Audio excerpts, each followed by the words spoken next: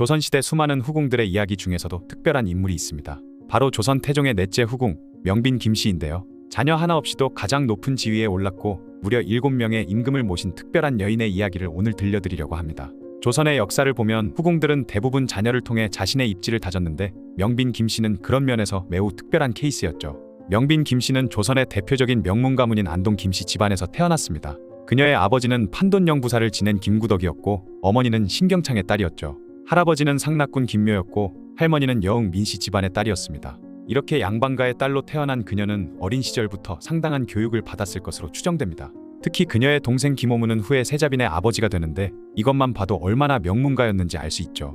당시 조선의 양반가에서는 딸들에게도 상당한 수준의 교육을 시켰다고 하는데요. 특히 후궁 간택의 가능성이 있는 명문가의 딸들은 더욱 철저한 교육을 받았다고 합니다. 이러한 배경 덕분에 명빈 김씨는 후에 궁중에서도 높은 교양을 인정받았을 것으로 보입니다. 1411년 태종은 매우 특별한 제도를 만듭니다. 바로 일빈이잉이라는 제도인데요. 이는 한 명의 빈과 두 명의 잉을 동시에 간택하는 제도였습니다. 당시에 함께 간택된 이들은 전 재앙 노기산의 딸과 전 지성주사 김점의 딸이었죠. 이때 명빈 김씨는 가장 높은 빈의 자리에 올랐고 나머지 두 명은 각각 소해공주와 숙공공주가 되었습니다.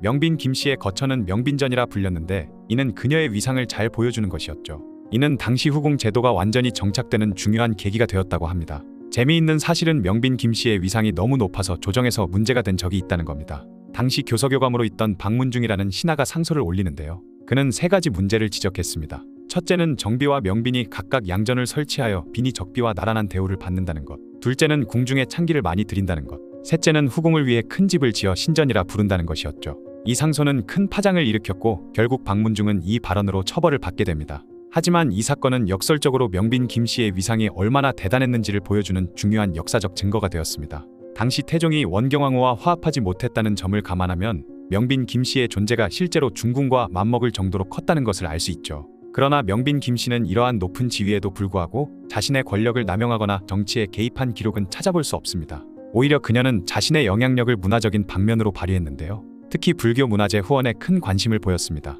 현재 국립중앙박물관에는 그녀가 1432년에 발언한 불설대 보부모은 중경이 보물 제1125호로 지정되어 있습니다. 이는 부모의 은혜를 설명하는 불경인데 당시 최고의 장인들이 참여해 만든 걸작이죠. 단순히 불경을 제작한 것이 아니라 최고의 품질로 만들어 후대에까지 전해질 수 있도록 했다는 점이 특별합니다.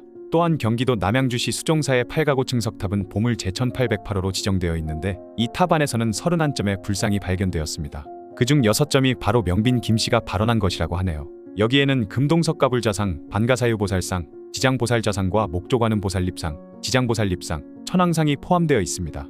이러한 불상들은 모두 뛰어난 예술성을 인정받아 현재까지도 중요한 문화재로 보존되고 있죠. 더 놀라운 것은 국보 제282호인 영주 흑석사의 목조아미타열의 자상의 주요 시주자도 명빈 김씨였다는 사실입니다. 이처럼 그녀는 조선 초기 불교 문화재의 가장 중요한 후원자 중 한 명이었다고 할 수 있죠. 당시는 조선이 불교를 억제하고 유교를 장려하던 시기였음에도 그녀는 꾸준히 불교 문화재를 후원했다는 점이 특별합니다. 태조, 정종, 태종, 세종, 문종, 단종, 세조, 예종, 성종까지 무려 9명의 임금이 바뀌는 동안 그녀는 살았습니다.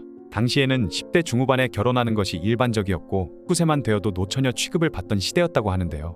이런 점을 고려하면 그녀는 80대 중반까지 살았을 것으로 추정됩니다. 그녀가 이렇게 오래 살 수 있었던 것은 아마도 궁중의 안정된 생활 덕분이었을 것입니다. 또한 불교에 대한 깊은 신심이 그녀의 정신적 안정에도 도움이 되었을 것으로 보이죠. 1479년 성종 10년 음력 6월 5일 그녀는 마침내 긴 생을 마감합니다.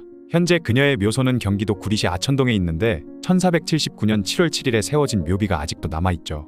묘역에는 상석, 향로석, 문인석 한 쌍이 있어 당시 그녀의 위상을 잘 보여주고 있습니다. 특히 묘비의 앞면에는 명빈 김씨지묘라고 새겨져 있고 뒷면에는 양주면 성화기의 7월 초 7일이라고 새겨져 있어 정확한 건립 시기를 알 수 있죠. 명빈 김씨는 자녀는 없었지만 그녀만의 독특한 방식으로 조선의 역사에 깊은 발자취를 남겼습니다. 특히 그녀가 후원한 불교 문화재들은 현재까지도 우리나라의 소중한 문화유산으로 남아있죠. 1991년 그녀의 묘역이 사적 제364호로 지정된 것은 그만큼 그녀의 역사적 가치를 인정받았다는 증거일 것입니다. 지금까지 태종의 수많은 후궁들 중에서도 특별한 삶을 살았던 명빈 김씨에 대한 이야기였습니다.